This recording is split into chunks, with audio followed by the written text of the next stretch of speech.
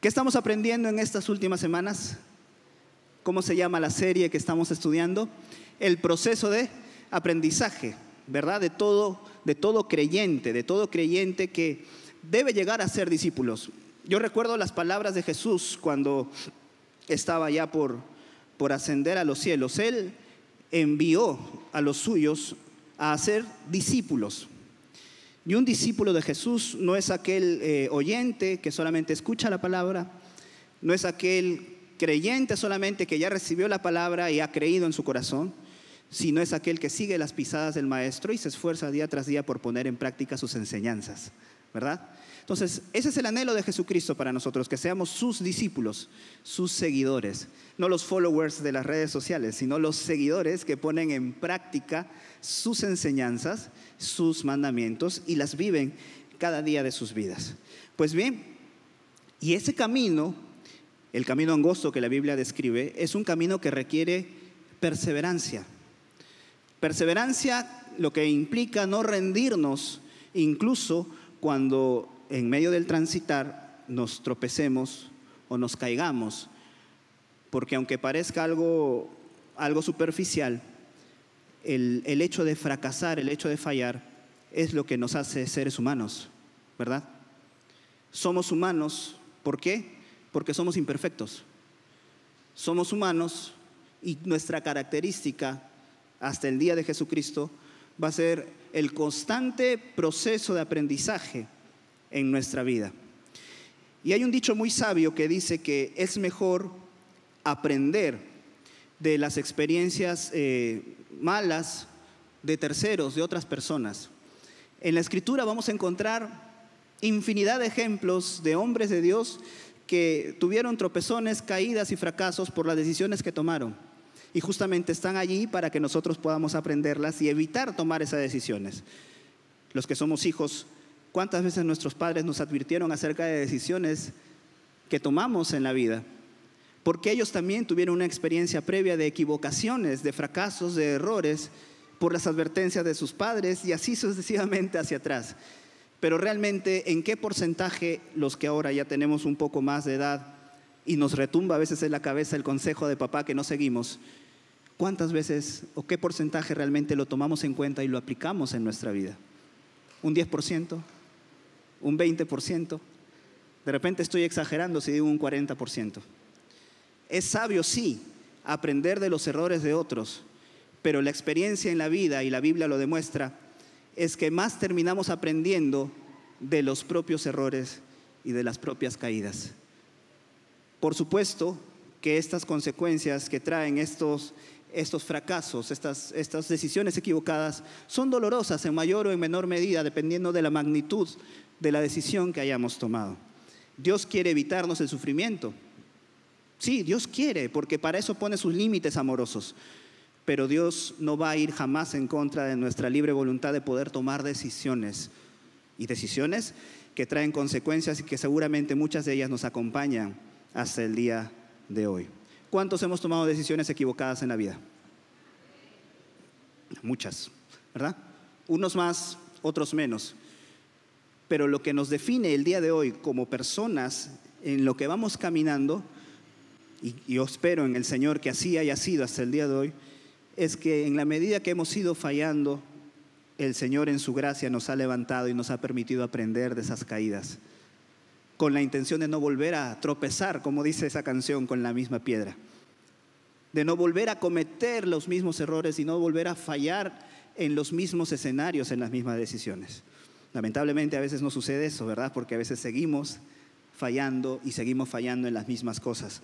Entonces, ¿es más sabio aprender de los errores de otros? Sí, pero en el proceso de aprendizaje nosotros aprendemos más de las cosas que cometemos en propia consecuencia. Solamente como un dato anecdótico, a mí me gusta la ciencia, no sé cuántos medios científicos habrán por aquí, pero a mí me encanta la ciencia. Y ayer conversaba con mis hijos mientras desayunábamos, porque a pesar de que muchos científicos niegan la existencia de Dios, un científico de verdad, alguien que le gusta el conocimiento, se va dando cuenta que mientras más conoce, es imposible negar la existencia de Dios, porque se da cuenta del detalle asombroso del universo, cómo ha sido concebido, cómo ha sido constituido, Y es imposible llegar a la conclusión de que no hay alguien que haya podido diseñar todo, y ese diseñador es nuestro Dios, que nos ha hecho a imagen y semejanza. Entonces el hombre en esa imagen y semejanza de Dios es curioso, es creativo, y hace muchos años hay una misión, usted sabe, que está explorando Marte. ¿Cuántos sabían que se está explorando el planeta rojo, verdad? Pues bien, hay unos rovers, unas máquinas, estos como carritos, vamos a decir, estos vehículos no tripulados, y allá por el año 2012 lanzaron uno que se llama Curiosity. ¿Usted sabe de esto? ¿Ha leído en las noticias alguna vez? Bueno, le comento así brevemente.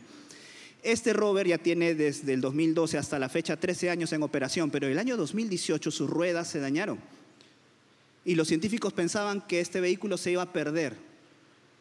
Pero a pesar de ese daño de esas ruedas, este vehículo está haciendo lo posible por seguir recabando información, mandando información de los estudios que está realizando. En el año 2022 aproximadamente lanzaron una nueva versión de este vehículo. Se llama Perseverancia. Perseverance, ¿sí lo has leído? Y lo diseñaron para no cometer los mismos errores que cometieron en el diseño de Curiosity. Solamente lo menciono y el nombre me llamó la atención porque se llama Perseverancia, porque en ese afán de no cometer los mismos errores, lo que debemos procurar es tener una mejor versión, ver las cosas en las cuales nos equivocamos, en las cuales fallamos, para no cometer los mismos errores y no tropezar con lo mismo vez tras vez. Eso es lo que el Señor espera de cada uno de sus hijos y nos quiere recordar el día de hoy. Y el fracaso, que aunque es parte de nuestra vida, no representa nuestra meta, ni mucho menos el final de nuestra existencia. Ningún fracaso, ningún error, ninguna decisión equivocada que hayamos tomado en nuestra vida va a determinar el final de nuestro propósito y de nuestra existencia. Dice la Escritura en Filipenses 1:6, estando persuadido de esto, que el que comenzó en vosotros la buena obra, la perfeccionará ¿hasta cuándo? ¿Qué dice la Escritura? ¿Hasta cuándo la va a perfeccionar? Hasta el día de Jesucristo. Ese día no llega todavía. Creemos que pronto va a llegar. ¿Cuántos anhelamos ese día? Amén. Yo lo anhelo con todo mi corazón y dice la Escritura que la iglesia lo anhela. La iglesia dice, ven, sí Señor Jesús, ven. El que dice ser iglesia tiene que anhelarlo ese día. Mientras tanto, el que comenzó la buena obra en ti y en mí va a seguir perfeccionando su obra en nosotros. Lo que Dios comenzó, lo que Dios determinó en ti y en mí, lo va a completar. Y me viene a la mente lo que dice Romanos 8:28. Estoy seguro que usted se sabe de memoria este pasaje. Y a los que aman a Dios, ¿los ayudan a qué? Dice todas, dice algunas, todas. Y si dice todas, eso incluye las cosas que no son buenas, incluso las cosas que son consecuencia de nuestras propias decisiones erradas y pecaminosas. Dice que Dios dispone, en otra versión, todas las cosas para que nos ayuden a bien. Dios toma tu fracaso, Dios toma tus decisiones equivocadas y pecaminosas y sus consecuencias, las toma y las dispone para que te ayuden y me ayuden para alcanzar el propósito que Él preparó de antemano, como dice la Escritura, para todos aquellos que le aman. ¿Amamos al Señor? Claro que amamos a Dios. ¿Imperfecto nuestro amor? Por supuesto que sí. Incapaz de equipararse con el amor perfecto del Señor Jesucristo. Incapaz. Pero en la medida que nosotros amamos a Dios, buscamos agradarle. En la medida que nosotros amamos a Dios, buscamos obedecer su palabra. En la medida que amamos a Dios, amamos lo que Él ama. En la medida que amamos a Dios, buscamos servirle en gratitud como una ofrenda de adoración. Y tratando de hacer bien las cosas, vamos a tropezar, vamos a equivocarnos, vamos a fallar. ¿O usted cree que por más tiempo que se tenga en el Señor siguen disminuyendo los errores? Deberían, pero no es así. A veces converso con mi familia. Nunca debemos de cometer el error de poner en un pedestal a un líder o autoridad espiritual. Porque el día en que nos falle, porque es un ser humano, Si hemos puesto en un pedestal a esa autoridad, a ese líder espiritual a quien amamos con todo nuestro corazón, nos vamos a decepcionar y vamos a caer en una tristeza tan profunda. Hay muchas personas que paran cambiando de congregación en congregación y paran brincando de un lugar a otro porque su pastor, su líder se equivocó en alguna decisión que tomó. Y van a buscar la iglesia perfecta y van a buscar al pastor perfecto. Noticia de último minuto: nunca lo van a encontrar. Por supuesto que un líder, que un pastor, que un ministro del evangelio tiene una mayor responsabilidad. Y por supuesto que el nivel de sus decisiones afectan mucho más al pueblo de Dios de las decisiones que puede afectar a alguien que está en un nivel de servicio entre comillas menor. Lo digo entre comillas porque ningún servicio es menor. Todos son honrosos y necesarios para la obra del Señor. Pero si buscamos la perfección de alguno de nuestros líderes o hermanos que están en responsabilidad, estamos buscando algo que no vamos a encontrar jamás. Más bien oremos, y dice la Escritura, y nos conmina la Escritura a orar por nuestros pastores, a orar por nuestros líderes, para que puedan hacer la obra del Señor con amor, para que la hagan de buen ánimo, de buena gana, dice en otra versión, porque ellos van a rendir cuentas al Señor por la obra que están haciendo. Y si lo quiero redondear, Santiago 3, el verso 2, dice que todos nosotros cometemos muchos errores, todos. Claro que habla ese pasaje acerca de la lengua, si usted lo lee completamente, de que el que domina su lengua es capaz de refrenar todo su cuerpo y es un hombre perfecto. Pero como sabemos que eso no es verdad, porque ni tú ni yo somos perfectos, no hemos alcanzado esa perfección, entonces, en consecuencia, vamos a tomar la primera parte del pasaje. Tú y yo vamos a seguir cometiendo, ¿qué cosa? Errores. ¿Ok? ¿Estamos de acuerdo en eso? Ahora, ¿estoy alentándoles a que sigan cometiendo errores? De ninguna manera, por favor. ¿Sí? Simplemente estoy exponiendo lo que la Escritura nos enseña y exponiendo una realidad innegable. Vamos a seguir cometiendo errores porque el Señor todavía no ha completado su obra en nosotros. Sin embargo, eso no representa el final de nuestra vida. Y como dice esta diapositiva, ¿no? Nuestra vida es una ardua travesía que dura toda la vida, que termina el día en que Dios nos llame, pero con esta convicción que terminamos nuestra carrera con éxito a pesar de todos los fracasos. Para ti, ¿qué representa la palabra éxito? Para el sistema de pensamiento de este mundo, ¿qué significa ser exitoso? Para este mundo, un hombre y una mujer exitosa es aquel que ha alcanzado una buena posición económica, ¿verdad? Que tiene un título, un cartón, o que ha alcanzado la fama, un renombre, ¿verdad?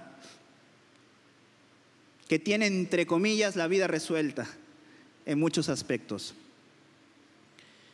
Pero cuando a veces vemos en las noticias, porque es innegable aquel que diga que nunca se ha detenido en un kiosco de periódicos y se entere de lo que pasa aún en el mundo de los espectáculos, se da cuenta que la vida de estas personas que aparentan fama y fortuna y todas estas cosas es una vida desdichada, es una vida vacía. Porque el logro material no define el éxito. Aunque para este mundo lo sea, el éxito no es alcanzado, no es representado por las cosas que uno pueda conseguir. Ser exitoso como hijo de Dios es, por ejemplo, que tus generaciones sigan los caminos del Señor a pesar de las circunstancias. Para mí esa es una buena definición de éxito. Porque el día de hoy se ven tantas cosas y que nuestros hijos, nuestros nietos perseveren en los caminos del Señor, ese es un buen síntoma de éxito en la vida. Que tengas una familia unida, que tengas lo necesario para poder vivir. Como decía el salmista, Señor, no me des más de lo que necesito para no olvidarme de ti, pero tampoco me des menos de lo que necesito para no renegar de ti. Pidamos siempre al Señor, y esto es un paréntesis, lo que necesitamos. Y si el Señor en su gracia, en su misericordia, nos da mucho más de lo que necesitamos, ¿sabes para qué te da el Señor más de lo que necesitas? Para que extiendas tus manos, para que las abras y compartas y bendigas a aquel que no tiene la bendición que tú tienes. No para acumular la riqueza, sino para dar, para bendecir, porque eso es imitar a Jesús. Y gloria a Dios, porque hay personas así, hay empresarios, hay gente profesional que el Señor los ha bendecido financieramente. Gloria a Dios por ello. Tienen una tarea importante en el reino de los cielos. Amén. Entonces, dice Filipenses 3:13, palabras del apóstol Pablo: hermanos, yo mismo no pretendo haberlo ya alcanzado, pero una cosa hago, olvidando ciertamente lo que queda atrás. Y es cierto, hay muchas cosas que él vivió, muchas cosas tristes, dolorosas, errores que cometió también. Se extendió hacia lo que estaba adelante. Y en 2 Timoteo 4:7-8 dice: he peleado la buena batalla, he acabado la carrera, he guardado la fe. Por lo demás, me está guardada la corona de justicia, la cual me dará el Señor, juez justo, en aquel día, no solo a mí, sino también a todos los que aman su venida. Para el sistema de este mundo, de repente el apóstol Pablo no fue una persona exitosa, porque siendo un profesional, por así decirlo, recuerden que él fue entrenado bajo los pies del Gamaliel, el mejor maestro que existía en aquellos tiempos, maestro de la fe judía, o del judaísmo, por así decirlo. Un hombre exitoso que él mismo describe que no tuvo reparo alguno en poder comparar todos sus logros como si fuesen basura, esos términos utiliza, con tal de haber asido la fe y seguir los caminos del Señor. Para el mundo, tal vez, el apóstol Pablo no era un hombre exitoso, pero él estaba en este pasaje, y como vi en las redes sociales al día de ayer, hace algunas horas, no sé, de repente han visto este video de John MacArthur, ¿no? Se está despidiendo ya este amado siervo del Señor, un hombre de Dios, maestro de la palabra, que ha escrito muchos libros y que nos ha dejado un ejemplo de fe y de perseverancia en el camino. Tal vez un Pablo de estos tiempos, ¿verdad? Acabando la carrera, despidiéndose. Pues cómo me encantaría, si el Señor tarda su venida, poder llegar a ese nivel de poder decir: he peleado la buena batalla, ahora me toca descansar y recibir la corona que me espera, porque serví a mi Señor con todo el amor, con toda la dedicación, con todo lo que yo soy. ¿Cuántos quisieran poder repetir esas palabras algún día? ¿Amén? Claro que sí. Entonces, la convicción de que terminamos esta carrera de fe a pesar de los fracasos y decisiones que tomamos en la vida. Fracasos dolorosos hay muchos. Algunos consecuencia, por supuesto, de nuestras malas decisiones. En la mayoría de casos es así. Y no creo que uno de manera intencional busque fracasar. Uno planifica las cosas, ¿verdad? Por ejemplo, ¿no? El hecho de no haber permanecido en el matrimonio y experimentar un divorcio es un fracaso. Sí es considerado como un fracaso, ¿verdad? Pero yo estoy seguro que si le pregunto a esa pareja cuando se casó: ¿ustedes estaban pensando en divorciarse cuando se hicieron novios o cuando se casaron? Yo estoy seguro que la respuesta sería que no. Planificaron tener una vida hermosa, planificaron de repente tener hijos, planificaron tener muchas cosas, pero en el transcurso sus decisiones, y sobre todo el tema de la falta del perdón y el orgullo, esas cosas que van minando nuestra relación, terminan socavando y llegan a tomar decisiones. Todos los matrimonios pasamos por crisis. Todos los matrimonios en alguna etapa pasamos por crisis. Si yo me pongo a pensar en mi propia experiencia matrimonial en estos 19 años, yo les aseguro que si no hubiese sido por la gracia de Dios, mi matrimonio no duraba un año. Un año. Ese primer año fue un año muy difícil. Y hoy le agradezco a Dios que Él intervino de manera sobrenatural, que Él puso personas a nuestro alrededor para poder ayudarnos. Y hoy tengo 2 maravillosos hijos que no hubiesen nacido si me hubiese divorciado en esos primeros años, porque Matías llegó casi a los 5 años de matrimonio. Todos pasamos por crisis y todos pasamos por fracasos. Entonces, causan mayor o menor dolor en la medida y la magnitud de las decisiones que tomamos. Y como les dije hace un momento, no necesariamente es porque deseamos fracasar. Planificamos hacer las cosas bien, pero en el camino nuestras decisiones permiten que nosotros experimentemos este dolor. Y en la Escritura encontramos muchísimos ejemplos de fracaso. De arranque nomás en el Edén. ¿Qué pasó con Adán y su mujer? Dios les había dado un encargo, Dios les había puesto todo a su alrededor para que lo puedan disfrutar. Y fracasaron por su desobediencia, ¿verdad? Porque le dieron la espalda a Dios en lo único que les había pedido que no hagan. Lo hicieron y fueron expulsados del Edén. El caso de Abraham, Dios le había prometido que iba a tener un hijo con su esposa y que iba a ser de él una nación muy grande, que su descendencia era imposible de ser contada.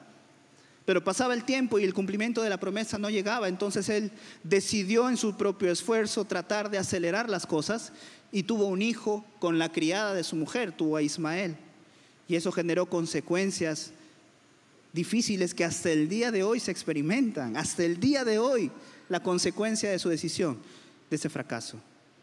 El rey David, un hombre conforme al corazón de Dios, la Biblia describe claramente su decisión de adulterar, de mandar a matar al esposo de la mujer que tomó y de las consecuencias terribles, porque por este hecho la espada nunca cesó en su casa. Varios de sus hijos perdieron la vida o fueron descarriados.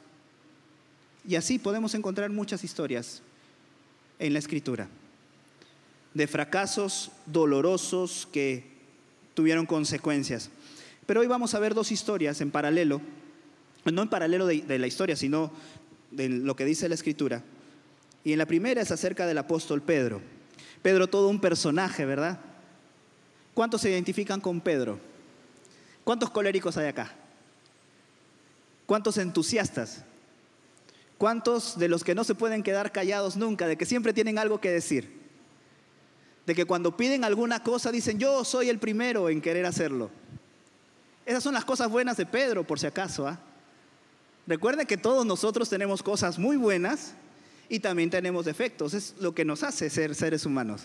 Entonces, si yo tengo que decir cosas positivas de Pedro, Pedro era un hombre de temperamento, de carácter fuerte. Era un hombre valiente, sí.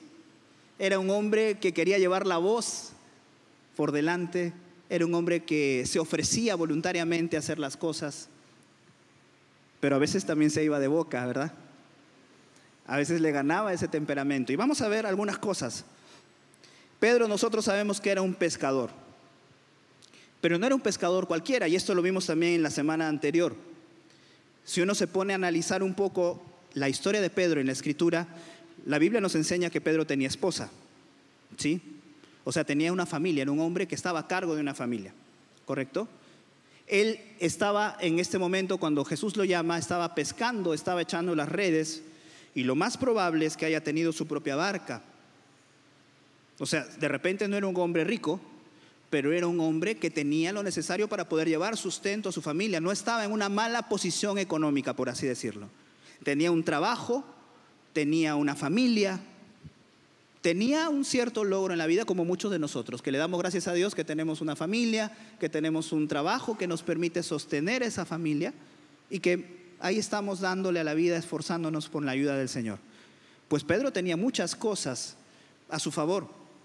Sin embargo, cuando el Señor Jesús tiene este encuentro con él y lo llama, dice en Lucas 5:11, trajeron a tierra las barcas y dejándolo todo, ¿qué cosas hicieron? Pedro renunció a lo que él conocía, Pedro renunció a su seguridad y Pedro se aventuró en fe a seguir al Maestro. Se aventuró en fe a seguir al Señor, dejando todo lo que él era. Pedro era un hombre valiente, Pedro era un hombre, si puedo decirlo en este momento, un hombre de fe. Porque creyó lo que no veía, creyó lo invisible. Pedro también, como les mencionaba, actuó de portador de los discípulos. Son de aquellas personas que son la voz de los demás, que transmiten el sentir de quienes lo siguen. Era un hombre que no se quedaba callado, que siempre sabía expresar de alguna manera lo que pensaba, lo que sentía. ¿Ok? Por ejemplo, lo encontramos en Mateo 18:21. Recuerden que hablamos del perdón hace algunas semanas. Entonces se le acercó Pedro y le dijo: Señor, ¿cuántas veces perdonaré a mi hermano que peque contra mí? La enseñanza estaba dada y él era el que hacía las preguntas, como para poder reforzar el conocimiento. De repente los discípulos le decían: dile tú, Pedro, ¿no? Pregúntale al Señor esto que no nos quedó claro. Y Pedro, el valiente Señor, era el que tomaba la palabra y hacía las preguntas. ¿Ok? Ese era Simón Pedro. Simón Pedro, en Juan 6:68, una de las frases muy, pero muy hermosas que le dijo el Señor al Señor: ¿a quién iremos? Solo tú tienes palabras de vida eterna.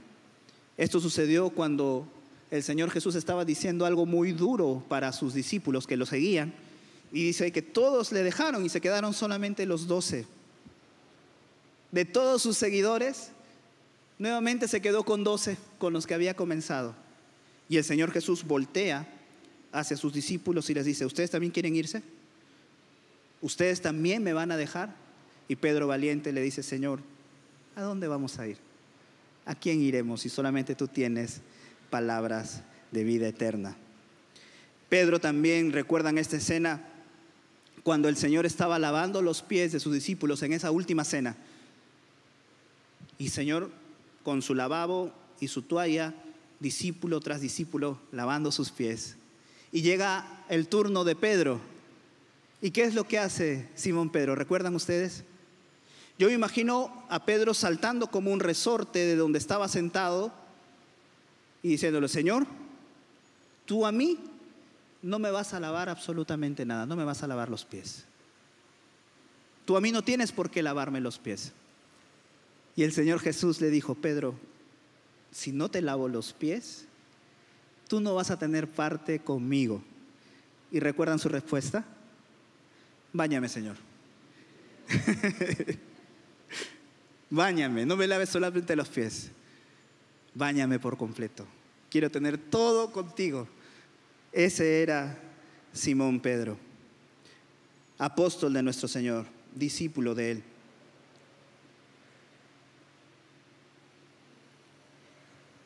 Y llega un momento cúspide en su vida. Yo le he puesto así, ¿no? Un momento cúspide. Jesús estaba en un lugar, en una ciudad terrible, de mucha inmoralidad,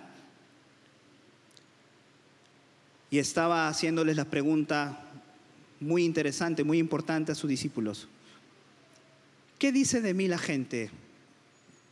¿Quién soy yo? ¿Qué dicen de mí los profetas? Bueno, Señor, dicen que eres un maestro, dicen que eres esto, dicen que eres lo otro. ¿Y ustedes? ¿Quién dicen que soy yo? ¿Qué contestó Simón?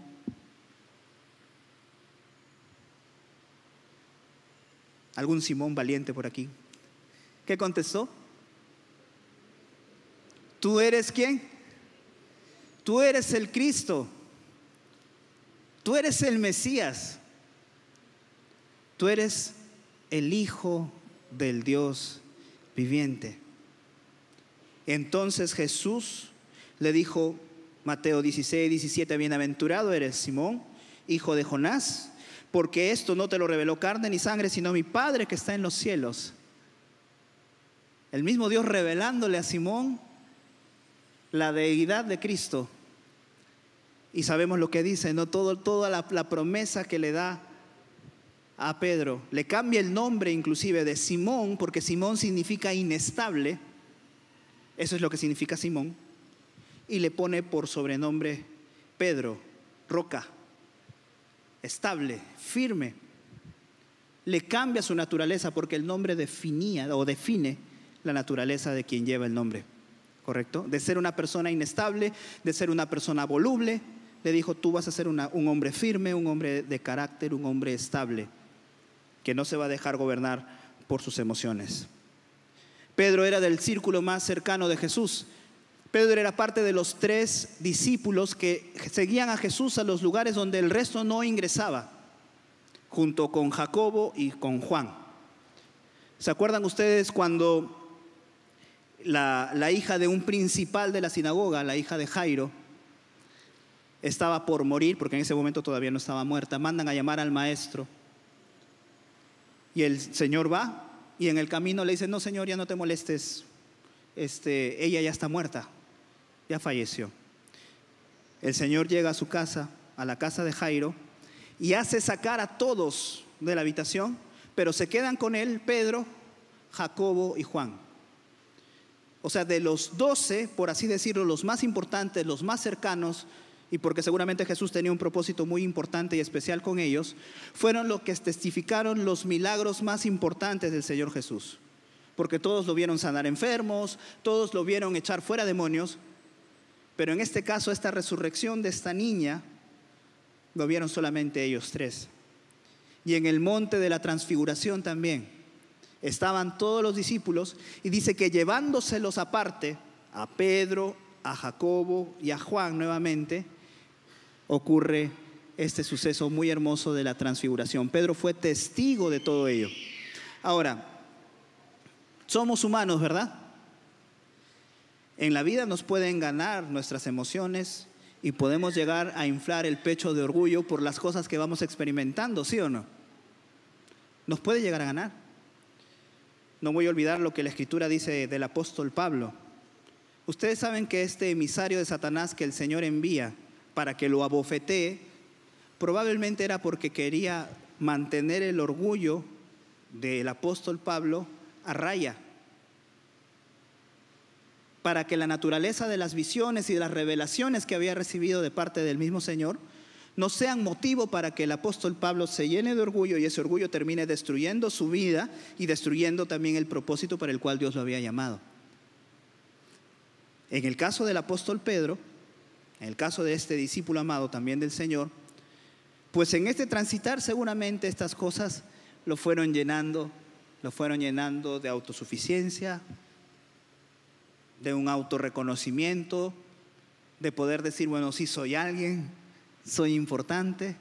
Y vamos a ver este detalle, porque ningún fracaso en la vida se da de la noche a la mañana. Todo fracaso en nuestra vida siempre es producto de un proceso, ¿sí? Veíamos en esta semana en el taller de vallas protectoras, un adulterio no se da de la noche a la mañana, ¿verdad? El hecho de que un hombre o una mujer le sean infieles a su pareja, eso no es de la noche a la mañana, es un proceso.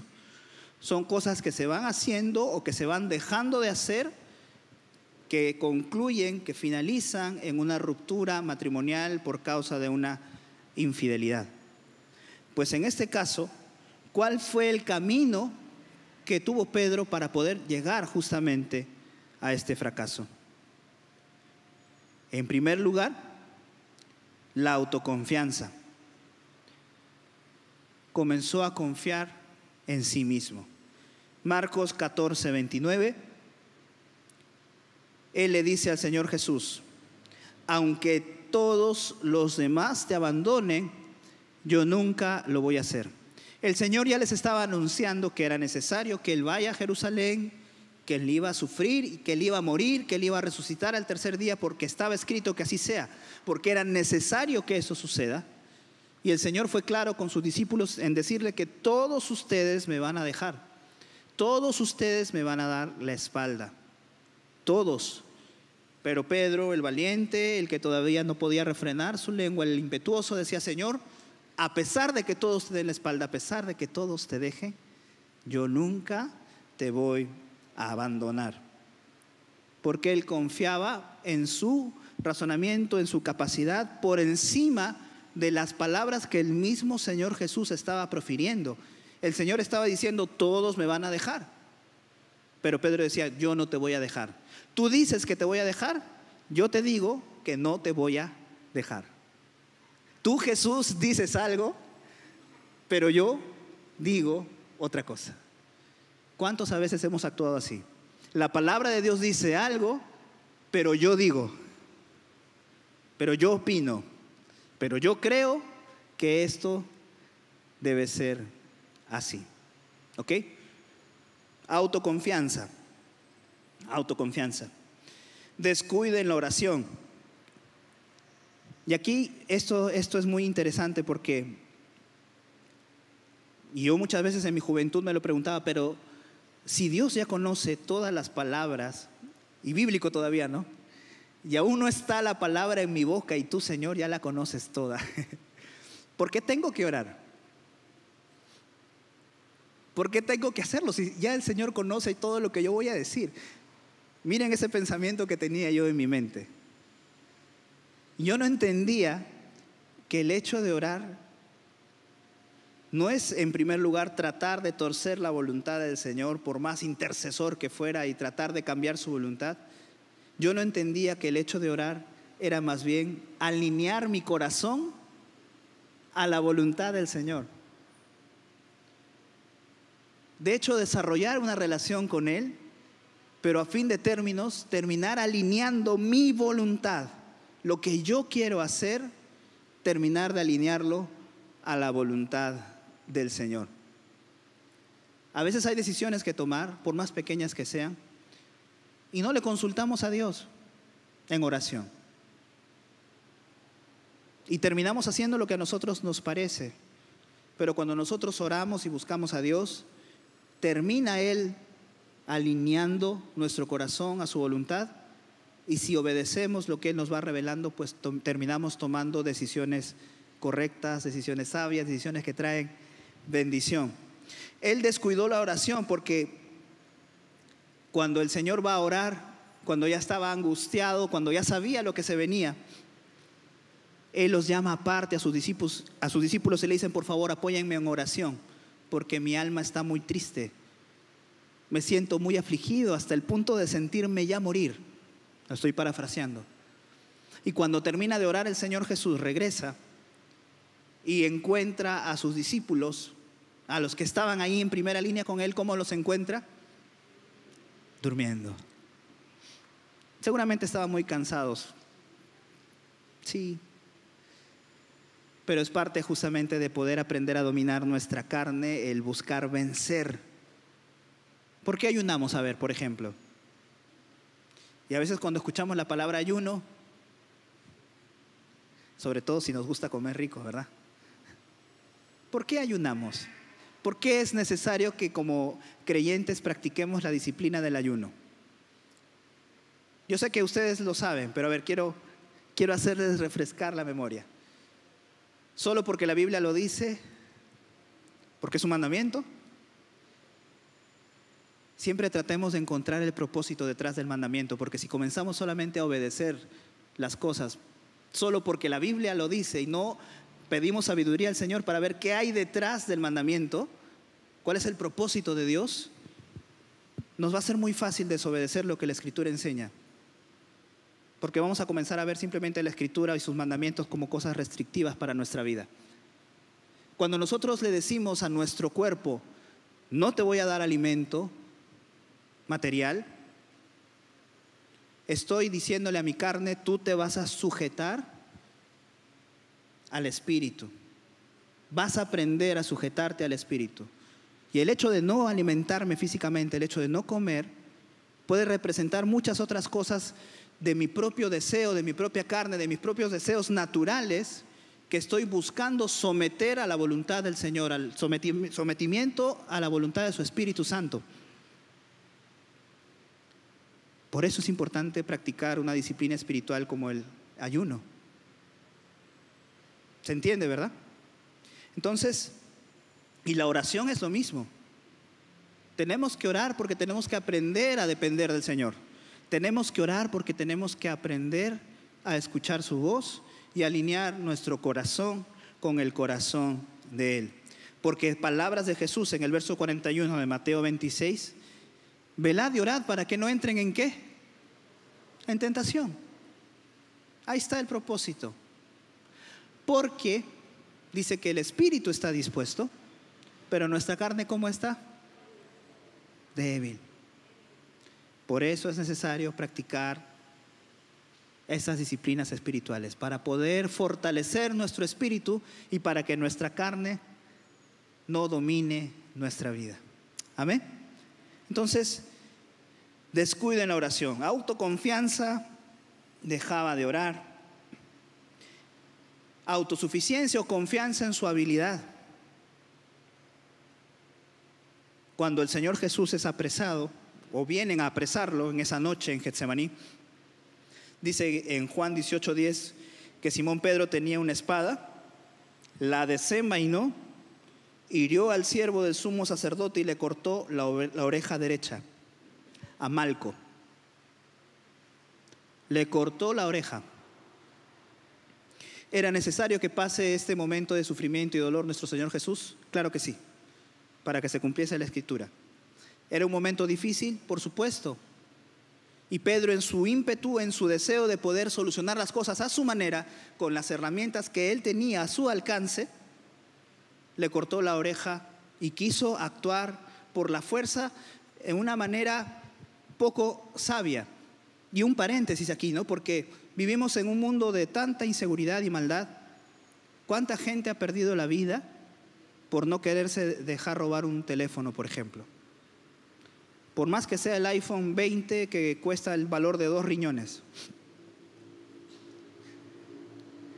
¿Cuántas personas han perdido la vida? El otro día leía, un médico fue asesinado, ¿verdad? Porque no se quiso dejar robar el teléfono. Actuamos imprudentemente, no medimos el peligro en el momento de que se están dando las cosas. Pedro estaba enfrentando a varios guardias armados en ese momento, pero le ganó el ímpetu, desenvainó la espada y quiso él resolver las cosas a su propia manera. Dios no permita, pero si nos toca experimentar en algún momento alguna de esas cosas, porque Dios lo permite, pues las cosas materiales no valen más que nuestra vida. Ninguna cosa material vale más que tu propia vida, que mi vida. Quiso resolver las cosas por su habilidad, por su propia capacidad, con las herramientas y las armas que él tenía a su disposición. Y en consecuencia de todo ello, pues comenzó a seguir de lejos al Señor Jesús, porque al Señor Jesús lo apresan, al Señor Jesús se lo llevan, y en esa noche, él pasa a la noche, sus discípulos se van, como el Señor Jesús lo había profetizado, todos huyen, incluyendo Pedro, y Pedro lo comenzó a seguir de lejos hasta el patio de Anás. Lo seguía de lejos para evitar que lo puedan identificar o relacionar con el maestro. Al patio del sumo sacerdote, y tratando de pasar de incógnito, como dice en Mateo 26:58, se sentó junto con los alguaciles para ver el fin. Ahora, ¿cuál fue el fracaso de Pedro hasta estas alturas? Ya había en este momento dado la espalda al Señor, pero se iba a cumplir algo mucho mayor, mucho más importante. Aquel que le había dicho el Señor: yo nunca te voy a abandonar, yo nunca te voy a dejar. El Señor completa el pasaje en Juan 13:36 al 38. Simón le dice al Señor: ¿a dónde vas? Jesús le respondió: donde yo voy, no me puedes seguir ahora, mas me seguirás después. Y Pedro le dijo: Señor, ¿por qué no te puedo seguir ahora? Tú dices que yo no te voy a seguir ahora, pero yo quiero seguirte. Mi vida voy a poner por ti. Y Jesús le dice: ¿tu vida podrás por mí? De cierto te digo que no va a cantar el gallo sin que me hayas negado 3 veces. Llegamos a este punto. La profecía del Señor estaba dada. Y estando en el patio de este sumo sacerdote, siguiéndolo de lejos, Mateo 26:71 al 75, saliendo él a la puerta, le vio otra vez y dijo a los que estaban allí, y dijo a los que estaban allí: también este estaba con Jesús el Nazareno. Pero él negó otra vez con juramento: no conozco al hombre. Van 2. Un poco después, acercándose los que allí estaban, dijeron a Pedro: verdaderamente tú eres de ellos, porque aún tu manera de hablar te descubre. 3 años había pasado con Jesús, tenía ya la forma de hablar de todos ellos. Entonces comenzó a maldecir, comenzó a decir groserías, le salió el lenguaje del puerto, de pescador, y a jurar: no conozco al hombre. Y enseguida cantó el gallo. Entonces Pedro se acordó de las palabras de Jesús, que le había dicho: antes que el gallo cante me negarás 3 veces. Y saliendo afuera lloró amargamente. A mí me gusta siempre imaginarme las historias. Quiero que por un momento te imagines que eres Simón Pedro en ese momento. Has seguido 3 años al maestro, le has prometido fidelidad eterna, has incluso tenido la osadía y la valentía de decir: yo voy a dar mi vida por ti. Y llega este momento, en el momento más importante en el que la persona a quien tú amas te necesita, y lo traicionas de esta manera, negándolo en 3 oportunidades, diciéndolo que no le conoces. ¿Cómo te sentirías tú en ese momento? ¿Qué es lo primero que vendría a tu mente, a tu corazón en ese instante? En lo personal, remordimiento, una decepción total de mí mismo, un cuestionamiento de decir: ahora ¿qué soy yo? ¿Quién soy yo? ¿Qué voy a hacer? Y solamente un paralelo, porque cuando Judas se dio cuenta de lo que había hecho, él no resolvió correctamente. En vez de buscar al Señor, él tomó la decisión de, en ese remordimiento que tenía, de poder quitarse la vida. Judas se dio cuenta de lo que había hecho, pero no se arrepintió, simplemente se envolvió por el remordimiento y dejó llevarse por él y se quita la vida. Simón Pedro, en este momento, sentía que había decepcionado al maestro, sentía que ya no era digno de ser su discípulo, sentía definitivamente que su vida como seguidor de Jesús había terminado. En ese momento estoy seguro que se le olvidaron también todas las promesas que el Señor les había dicho: es necesario que yo padezca, es necesario que yo muera, es necesario que yo dé mi vida, pero yo voy a vencer a la muerte, al tercer día voy a resucitar. Se le había olvidado seguramente todas estas promesas que el Señor ya les había dado. Y se va y llora amargamente. Pero aquí viene lo importante: gloria a Dios, porque este no fue el final. Y este no fue el final, porque lo que hace el Señor es que, en primer lugar, y esto yo quiero que lo puedan anotar de manera muy importante, porque hasta aquí hemos visto el proceso de fracaso. ¿Qué nos puede llevar a nosotros como hijos de Dios, si estamos viviendo una situación de fracaso, a poder enfrentarla y a poder salir victoriosos en medio de ella? En primer lugar, entender que el Señor para con nosotros siempre va a tener una mirada de compasión y no de condenación. Tú y yo le habemos podido fallar al Señor de muchas veces, pero ten por seguro que en ninguna de estas oportunidades el Señor nos ha mirado con condenación, sino siempre nos ha puesto una mirada de compasión y de misericordia. Eso es lo que hizo el Señor con Simón Pedro. Eso fue lo que le hizo darse cuenta a Pedro de lo que había hecho y salir corriendo a llorar amargamente. Porque de hecho, cuando fallamos al Señor experimentamos dolor, experimentamos decepción, experimentamos muchas cosas negativas, pero el Señor siempre nos va a mirar con una mirada de compasión. En segundo lugar, nosotros somos muy valiosos para Él. Somos muy valiosos para Él. ¿Y sabes cómo se lo hizo recordar a Pedro? Porque cuando el Señor Jesús resucita al primero de los discípulos, de los 12, no estoy hablando de las mujeres que sí lo vieron primero al resucitar, al primero de los 11 que quedaban, que se le aparece, es a Simón. Aquí dice Mateo, pero realmente es Lucas 24:34. Dice que les dijeron: ¿de veras ha resucitado el Señor? y se le ha aparecido a Simón. Cuando dos hombres venían de Emaús, cuando dos discípulos venían de Emaús, le dijeron: nos hemos encontrado con Jesús en el camino.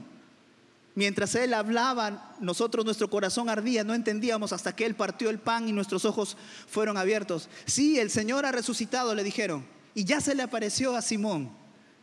Al primero que se le apareció fue a Él, porque quería hacerle entender en todo momento que su propósito con Pedro no había terminado y que él era muy valioso y muy importante para Jesús.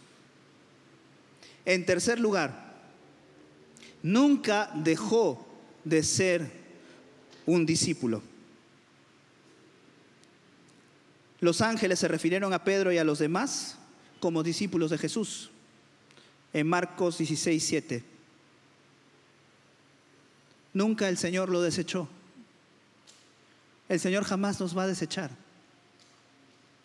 A veces tenemos esa idea de que el Señor nos va a desechar, que el Señor ya no quiere saber nada con nosotros porque hemos fracasado. En primer lugar, nos mira con compasión. En segundo lugar, nos hace entender que somos muy valiosos para Él. Y en tercer lugar, no nos desecha.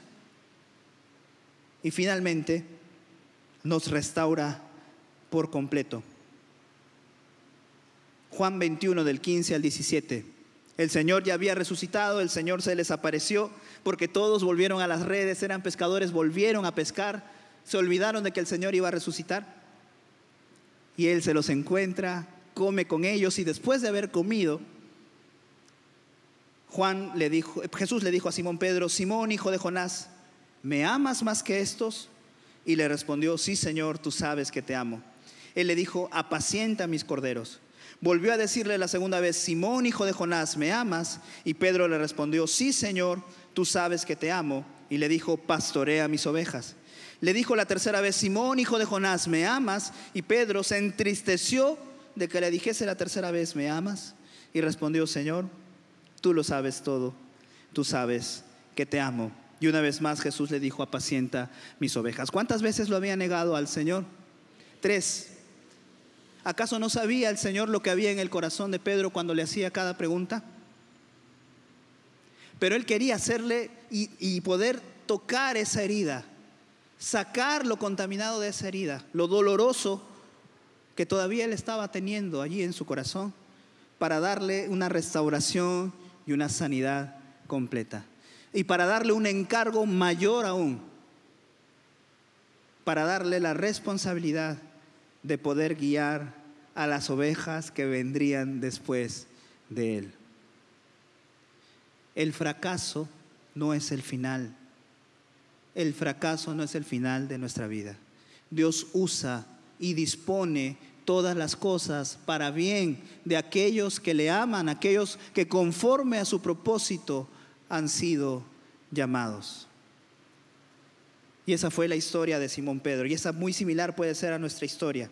Y voy a simplemente avanzar rápido con la historia de Juan Marcos, porque era un joven que servía al Señor, hijo de una mujer llamada María.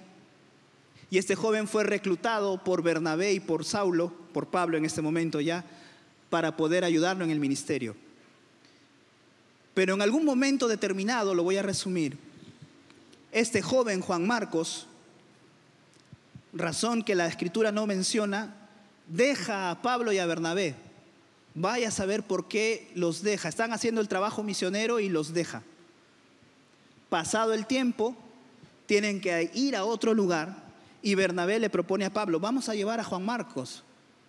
Pero dice que tuvieron tal discusión Pablo y Bernabé por este asunto, porque Pablo decía: nos ha abandonado la vez pasada, nos ha dejado a mitad de camino y nuevamente lo vamos a llevar. Yo no puedo poner mi confianza en él, seguramente lo va a hacer otra vez. Pero Bernabé, hijo de consolación, que siempre buscaba conciliar, que siempre buscaba hacer ese pegamento para poder resolver las cosas, vamos a llevarlo. Tuvieron una discusión tan grande que finalmente se dividen. Pablo por un lado, Bernabé con Juan Marcos por otro lado. Leyendo un poco esto, Dios usa estas situaciones aparentemente son tan conflictivas y difíciles para sus propósitos mayores. Si uno lo ve con otros ojos, uno podría decir: el Señor permitió que de aquí se armen 2 equipos misioneros para poder extender y abarcar mucho más terreno al mismo tiempo.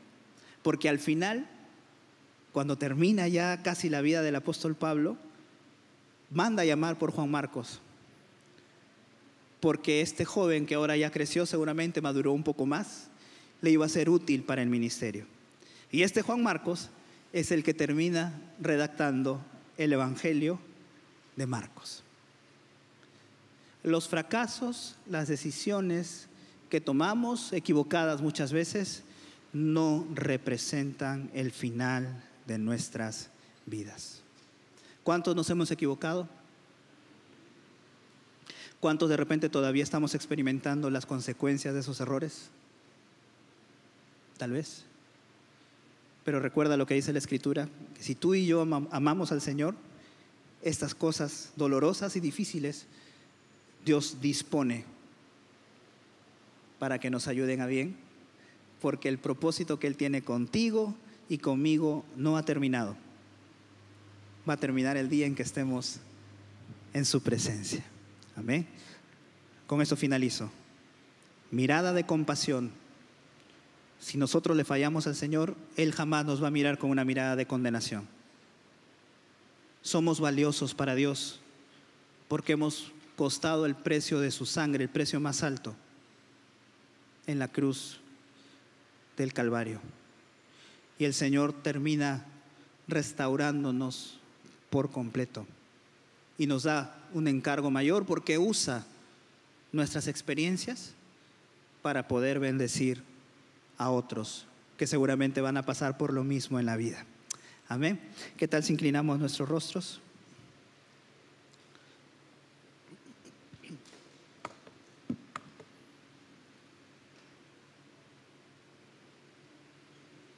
Bendito seas, Señor, te adoramos.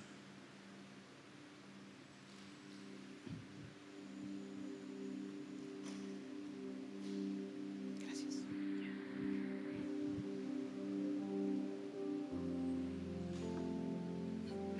Te adoramos, Señor. Aquí estamos tus hijos, oh Dios. Muchos de nosotros seguramente con cicatrices, con marcas en la vida, por las experiencias dolorosas que nos ha tocado sufrir o vivir, consecuencia muchas de ellas de nuestras malas decisiones.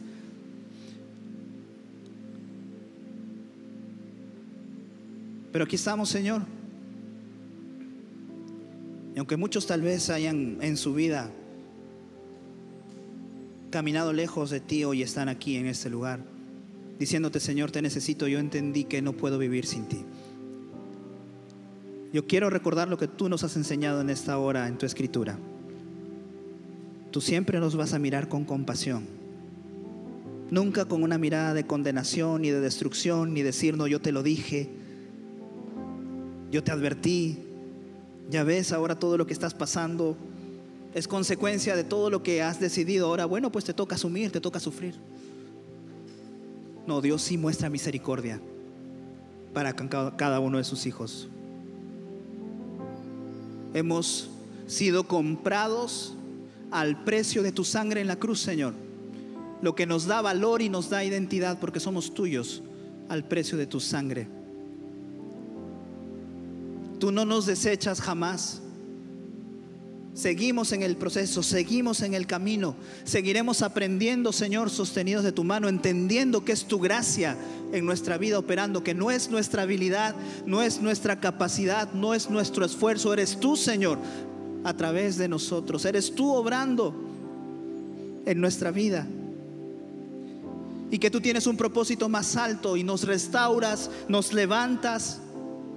Que aunque 7 veces caiga el justo, dice la Escritura, con todo tú nos levantarás, Señor. Ayúdanos a permanecer en ti y a creer realmente que la obra preciosa que tú has comenzado en nuestras vidas la vas a perfeccionar y completar hasta el día de Jesucristo. Yo oro, Señor, para que esta tu palabra sea afirmada en nuestro corazón y nos ayudes a seguir caminando confiando en ti, Padre. Pedimos oración, Señor, por tu pueblo. Pedimos oración, Señor, en esta hora por todos aquellos que están necesitados, cargados, afligidos, Señor. Restaura el corazón de tus hijos en el nombre de Jesús. Por aquellos que están pidiendo por trámites, por situaciones, Señor, complejas, también te pedimos, Padre, en esta hora, que sea tu mano poderosa moviendo toda situación. Gracias por tu palabra. Gracias porque estás con nosotros. Te adoramos en el nombre de Cristo.